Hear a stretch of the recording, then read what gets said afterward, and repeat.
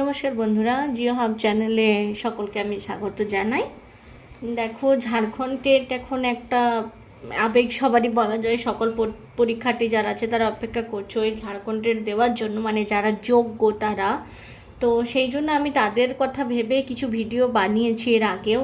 চাইলে বাকিগুলো আমার চ্যানেলে গিয়ে তোমরা দেখে নিও। আর আজকে আমি যেটা নিয়ে আলোচনা করব সেটা হচ্ছে ঝাড়খণ্ডের একটা গুরুত্বপূর্ণ নদী, সেটা হলো সুবর্ণরেখা নদী। ঠিক আছে, দেখো প্রথমেই বলি সুবর্ণরেখা এই নামটার মানে কি। সুবর্ণরেখা এই নামটার মানে হলো স্ট্রিক অফ গোল্ড, মানে হচ্ছে পাতলা সোনার পাত। এই স্ট্রিক কথাটার অর্থ হচ্ছে পাতলা সোনার পাত। এবার এই নামকরণটা কেন এসছে সেটা আমি পরে বলছি।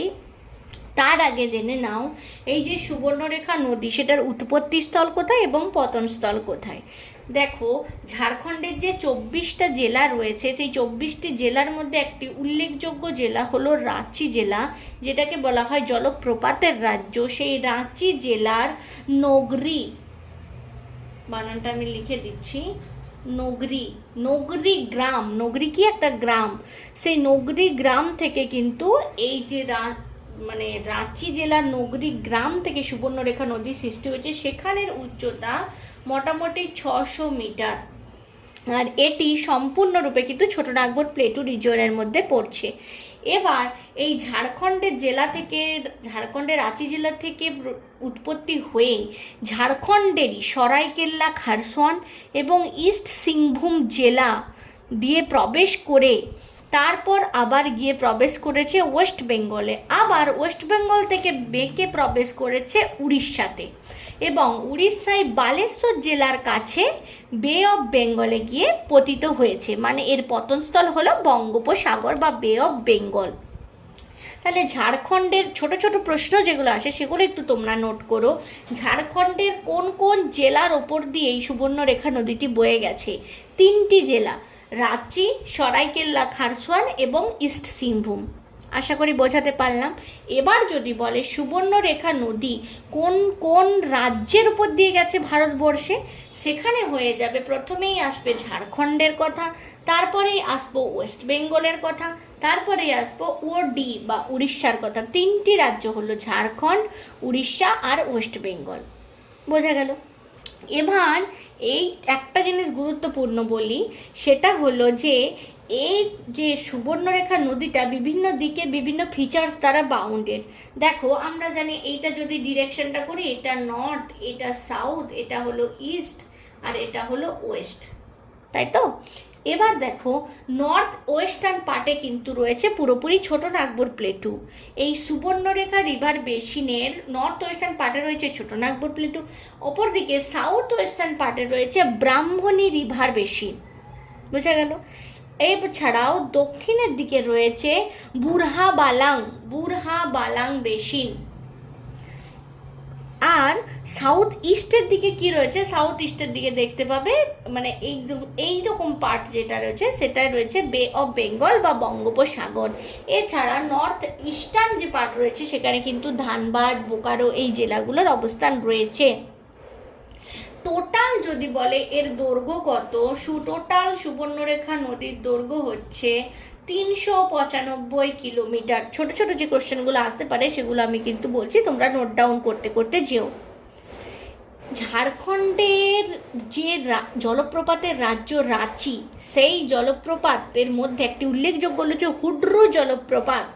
হুড্রু জলপ্রপাত অ্যাকচুয়ালি ইংরেজিতে বানানটা হলো, কোথায় লিখি, এখানে, হুন্ড্রু জলপ্রপাত। এই হুন্ড্রু জলপ্রপাতটি কিন্তু এই সুবর্ণরেখা নদীতেই গঠিত হয়েছে, এবং এই হুন্ড্রু জলপ্রপাত গঠনের পর সুবর্ণরেখা নদী কি করছে? ছোটনাগপুর প্লেটু অর্থাৎ মালভূমি অঞ্চল ছেড়ে সমভূমি অঞ্চলের দিকে কিন্তু বয়ে চলেছে। বোঝা গেল? হুড্রু জলপ্রপাতই কিন্তু এই ছোটনাগপুর প্লেটু রিজিয়ন ত্যাগ করছে এবং সমতল ভূমির দিকে এগিয়ে যাচ্ছে। হুড্রু জলপ্রপাতের উচ্চতা মোটামুটি 320 ফিট। এছাড়া দেখো ঝাড়খণ্ডের একটা উপনদী আছে, সেই উপনদীর নাম হলো রাঢ়ু। সেই রাঢ়ু উপনদীতেও একটা গুরুত্বপূর্ণ জলধারা বা জলপ্রপাত গড়ে উঠেছে, সেটা হলো গৌতম ধারা জলপ্রপাত বা জোনহা জলপ্রপাত। এটিও খুব গুরুত্বপূর্ণ। এই যে রাঢ়ু নদীতে রয়েছে, এটা রয়েছে গৌতম ধারা বা এটাকে জোনহা জলপ্রপাত নামেও কিন্তু এটা পরিচিত। এছাড়া মানে রাঢ়ু ছাড়াও সুবর্ণরেখা নদীর আরও অনেক উপনদী রয়েছে, সেগুলোর মধ্যে কিন্তু খড়কাই, কাঁচি, কারকরি, গোরানালা, জামার শঙ্খ এই নদীগুলো অপরপক্ষে কি হচ্ছে, এই যে সুবর্ণরেখা নদীর উপনদী, মানে সুবর্ণরেখা নদীতে এরা কিন্তু জল যোগান করে থাকে। সুবর্ণরেখা নদীতে এরা এসে মিশেছে। খড়কাইটা ঠিক এরকম জায়গা থেকে এসে মিশেছে, ঠিক। আর আমরা জানি সুবর্ণরেখা এবং খড়কাই নদীর সঙ্গম স্থলে গুরুত্বপূর্ণ একটি শহর গড়ে উঠেছে, সেটি হলো জামশেদপুর।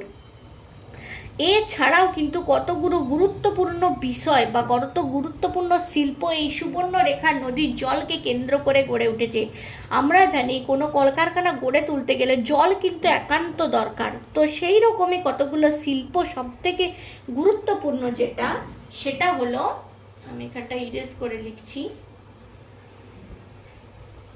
সেটা হলো টাটা স্টিল। টাটা স্টিল এক নাম্বার। এছাড়া uranium corporation of India limited যে আছে ঝাড়খণ্ডে, সেটিও কিন্তু সেই ইন্ডাস্ট্রিটিও এই নদীর তীরেই গড়ে উঠেছে। এছাড়া হিন্দলকো রয়েছে, হিন্দালকো, হিন্দুস্তান অ্যালুমিনিয়াম কর্পোরেশন যেটা, সেটা রয়েছে। এছাড়া উষা মার্টিন কোম্পানি, যেটা বর্তমানে টাটা স্টিলের আন্ডারে, এই বিভিন্ন বড় বড় শিল্প কারখানাগুলি কিন্তু এই সুবর্ণরেখা জলের উপর নির্ভর করে গড়ে উঠেছে। মানে শিল্পের একটা উল্লেখযোগ্য কাঁচামাল যে জল, সেটা সাপ্লাই দিয়ে থাকে এই সুবর্ণরেখা নদীটি। বোঝা গেল? এছাড়াও দেখো একটা গুরুত্বপূর্ণ বিষয় যেটা বলি, আগেই আমি বলেছিলাম, পরে বলবো, সেটাই এখন বলছি। স্ট্রিক অফ গোল্ড এটা কেন বলা হয়? আমি পার্সোনালি নিজের চোখে দেখেছি সুবর্ণরেখা নদীতে আজও উপজাতি সম্প্রদায়ের মানুষরা বালিটাকে ছাঁকনি দিয়ে। এবার কেন ছাঁকছে বড় বড় ছাঁকনি দিয়ে? এই নাকি তারা আজও বিশ্বাস করে যে এই ছোটনাগপুর প্লেটুর উপর দিয়ে বয়ে যাওয়া সুবর্ণরেখা নদীতে সোনা পাওয়া যায়, গোল্ড। বুঝতে পারছো মানে কতটা ভ্যালুয়েবল? আর এই গোল্ড পাওয়া যায় বলেই সুবর্ণরেখা নদীর নাম এইরকম হয়েছে, সুবর্ণরেখা বা স্বর্ণরেখাও কিন্তু বলা হয়ে থাকে। আগেকার দিনে এটাকে স্বর্ণ রিভার বলা হতো। আশা করি সুবর্ণরেখা সম্বন্ধে অনেক কিছু বললাম, কিন্তু বর্তমানে একটা গুরুত্বপূর্ণ বিষয় যেটা রয়েছে, সেটা হলো দেখো এই যে ইন্ডাস্ট্রিগুলো গড়ে উঠেছে সুবর্ণরেখা নদীর তীরে, সেইখান থেকে নোংরা জল এসে এই সুবর্ণরেখা নদীর জলের সাথে মিশছে। এছাড়াও রেডিও অ্যাক্টিভ, যেটা ইন্ডাস্ট্রিতে ব্যবহার করা রেডিও অ্যাক্টিভ ওয়েস্ট বা বর্জ্য পদার্থ যেগুলো থাকে, সেগুলো কিন্তু এসে মিশছে এই সুবর্ণরেখা নদীর জলে। এছাড়া সুবর্ণরেখা নদীর তীরে যে জামশেদপুর বলো বা রাঁচির গুরুত্বপূর্ণ পাস, সিংভূমের অনেক গুরুত্বপূর্ণ শহর, সেগুলো যেহেতু এই নদীর তীরে গড়ে উঠেছে, সুতরাং এই নদীতে কি হচ্ছে, ওই শহরের নোংরা জল এসে পড়ছে, তার ফলে কিন্তু এই নদীটি বর্তমানে যথেষ্ট পলিউটেড। আমি নিজে এই নদী দেখেছি, আমি এবং নিজস্ব অভিজ্ঞতা থেকে বলছি, চারপাশের অঞ্চলটা যথেষ্ট পলিউটেড। আর এই নদীতে কিন্তু স্টোন প্রচুর আছে, বড় বড় পাথর রয়েছে। সুবর্ণরেখা খড়কাই নদীর মিলনস্থলের যে জায়গাটা, সেই জায়গাটায় প্রচুর বড় বড় বোল্ডার রয়েছে। আর এই যে সোনা ছাকার ব্যাপারটা কিন্তু সত্যি, আমি তোমাদেরকে পরে কখনো যদি সুযোগ পায় সেই ভিডিও তোমাদের অবশ্যই শেয়ার করব। ঘটনাটা সত্যি এবং মানুষ কিন্তু সোনা পেয়েছে।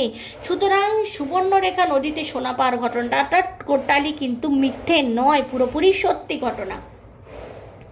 আজকের ভিডিওটা তোমাদের কেমন লাগলো অবশ্যই তোমরা আমাকে জানিও।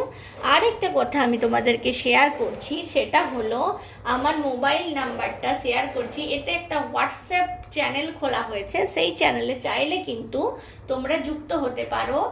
7872565245 এখানে একটা হোয়াটসঅ্যাপ চ্যানেল আছে জিও হাব বলে, সেখানে যুক্ত হলে সমস্ত রকম জিওগ্রাফি রিলেটেড বিভিন্ন বিষয় বা আরও নানান বিষয় কিন্তু তোমরা জানতে পারবে, যেগুলো হচ্ছে চাক্ষুষ ভিডিও বা পাবে বা আপলোডেড ভিডিও তোমরা পেয়ে যেতে পারো। তো আমার এই চ্যানেলের ডেসক্রিপশন বক্সে হোয়াটসঅ্যাপ চ্যানেলের লিঙ্কটা আমি দিয়ে রাখছি, অবশ্যই তোমরা কিন্তু একটু জয়েন হয়ে যেও। এছাড়াও যদি কেউ পার্সোনালি আমাকে এই নাম্বারে মেসেজ করো যে জয়েন মি, তো join me in Jio hub, যদি লিখো join me in Jio hub, তো আমি কিন্তু তাকে এই গ্রুপের মধ্যে অ্যাড করে নেব। অনেক তথ্য কিন্তু তোমরা জানতে পারবে। আজকের ভিডিওটা কেমন লাগলো অবশ্যই আমাকে জানিও কমেন্ট করে। আর তোমাদের নতুন নতুন আর কি ভিডিও চাই সেটাও অবশ্যই আমাকে জানিও। ভালো লাগলে চ্যানেলটাকে লাইক করো, শেয়ার করো, আর অবশ্যই যারা নতুন আছো তারা কিন্তু চ্যানেলটাকে সাবস্ক্রাইব করে নিও।